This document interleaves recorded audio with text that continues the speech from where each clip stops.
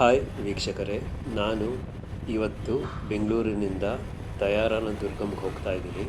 ಇದು 70 ಕಿಲೋಮೀಟ್ರ್ ದೂರದಲ್ಲಿದೆ.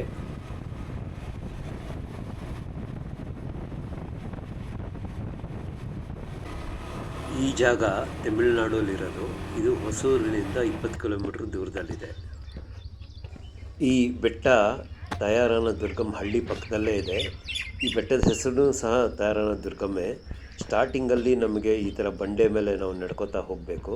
ಸ್ವಲ್ಪ ಸ್ಲೋಪ್ ಇದೆ.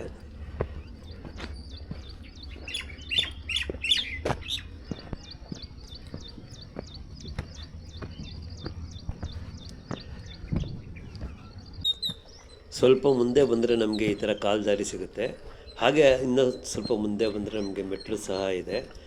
ಇವತ್ತು ವೆದರ್ ತುಂಬ ಚೆನ್ನಾಗಿದೆ. ಆ್ಯಕ್ಚುಲಿ ಮಳೆ ಇಲ್ಲ ಸದ್ಯ. ನಾನು 3 ಸತಿ ನನ್ನ ಪ್ಲ್ಯಾನ್ಸ್ನ ಕ್ಯಾನ್ಸಲ್ ಮಾಡಬೇಕಾಯ್ತು ಈ ಮಳೆ ಕಾರಣದಿಂದ. ನಮ್ಮ ಬೆಂಗಳೂರಲ್ಲಿ ಪಾಸ್ಟ್ 5-6 ತಿಂಗಳಿಂದ ದಿನ ಮಳೆ ಹುಯ್ತಾನೇ ಇದೆಯಪ್ಪ.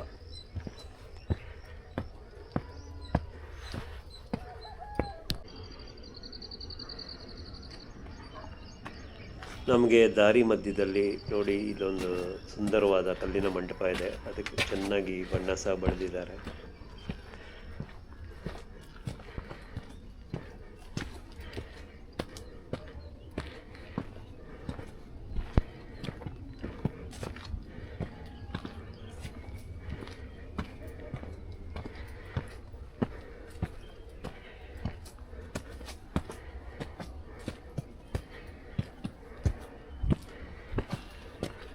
ಅಲ್ಲಲ್ಲಿ ನಾವು ಬಂಡೆ ಮೇಲೆ ಪೇಂಟಿಂಗ್ ಮಾಡಿರೋದನ್ನು ನೋಡ್ಬೋದು.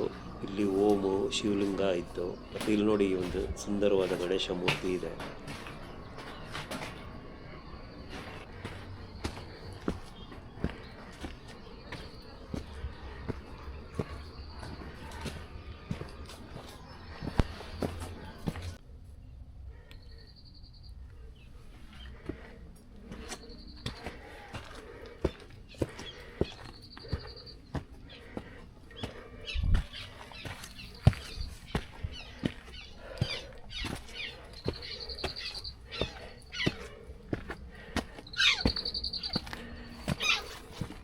ಈ ಬೆಟ್ಟದ ಮೇಲ್ಗಡೆ ಸುಮಾರು ಕೋತಿಗಳಿದೆ.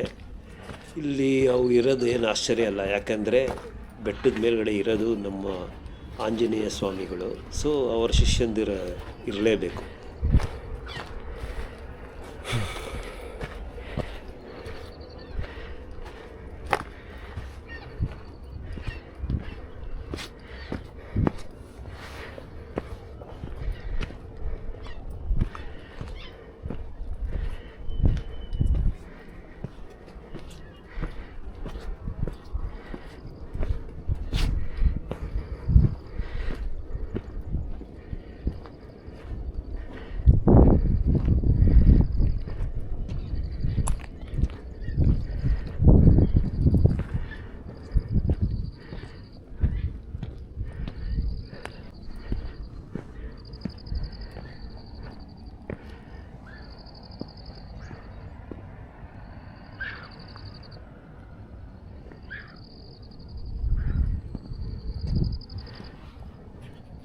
ಬೆಟ್ಟದ ಮೇಲ್ಗಡೆ ನೆಲ ಆಲ್ಮೋಸ್ಟ್ ಫ್ಲ್ಯಾಟಾಗೇ ಇದೆ.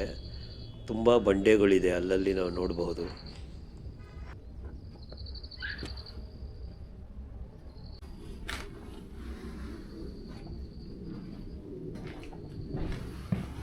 ಇದೇ ನೋಡಿ ಆಂಜನೇಯನ ಗುಡಿ.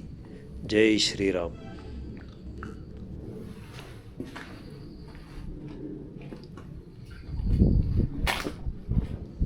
ಗುಡಿ ಪಕ್ಕದಲ್ಲೇ ಒಂದು ಸಣ್ಣ ಕೊಳ ಇದೆ. ಮೋಸ್ಟ್ಲಿ ಪೂಜೆಗೆ ಉಪಯೋಗಿಸ್ತಾರೆ ಅನ್ಕೋತೀನಿ.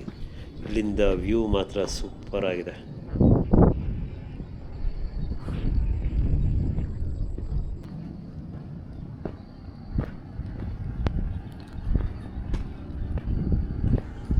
ನಾವು ಇಲ್ಲಿ ಬಂಡೆಗಳ ನಡುವೆ ನಡ್ಕೋತಾ ಹೋಗ್ಬೋದು. ನೋಡಿ ಎಷ್ಟು ಚೆನ್ನಾಗಿದೆ. ಈ ಥರ ಇಲ್ಲಿ ತುಂಬ ಬಂಡೆಗಳಿದೆ. ಎಲ್ಲರೂ ಪ್ಲ್ಯಾನ್ ಮಾಡ್ಕೊಂಡು ಬನ್ನಿ. ಇದೊಂದು ಈಸಿ ಟ್ರೆಕ್. ಆರಾಮಾಗಿ ಏನೋ ಒಂದು 20 ನಿಮಿಷದಲ್ಲಿ ಹತ್ತಿ ಬಿಡ್ಬೋದು.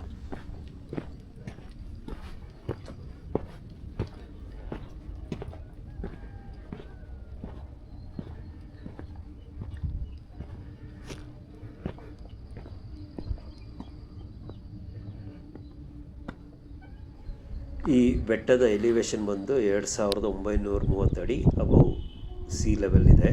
ಮತ್ತು ಇಲ್ಲಿಗೆ ಬರೋರು ಆದಷ್ಟು ನೀರು ಮತ್ತು ತಿಂಡಿ ತಿನಿಸನ್ನ ಕ್ಯಾರಿ ಮಾಡಿ. ಈ ವಿಡಿಯೋ ಇಷ್ಟ ಆಗಿದ್ದಲ್ಲಿ ಲೈಕ್ ಮಾಡಿ, ಶೇರ್ ಮಾಡಿ, ಸಬ್ಸ್ಕ್ರೈಬ್ ಮಾಡಿ. Thank you.